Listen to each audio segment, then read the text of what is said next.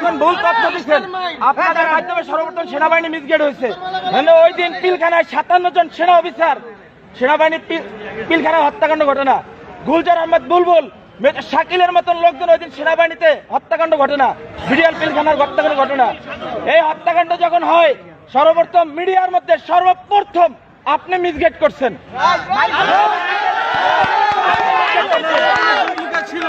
এই দেশে 52,000 রহস্য সদস্য, এর ভিতরে আপনি একজন।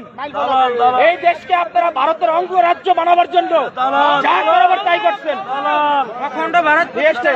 আপনি এখনো কেন, আপনার হাতে এখনো ছাত্র হত্যার রক্ত এখন আপনার হাতে লেগে আছে।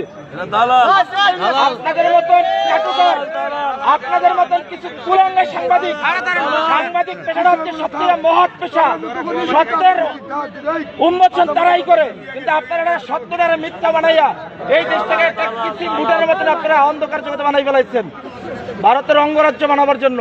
আপনি এদেশের একজন নাগরিক হয়ে আপনি এদেশের ক্ষতি কিভাবে করেন বলেন তো?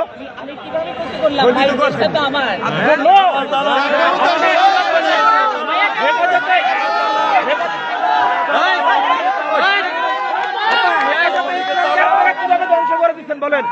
হেফাজতে ইসলাম নিয়ে আপনি মামুনুল হক সাবুজুন নিয়ে আপনি জোনায়েদ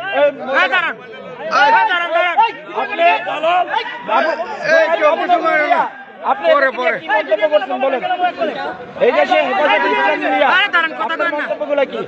আমরা আপনার সমস্ত এই দেশের আপনি কুলাঙ্গার ধ্বংস করছেন।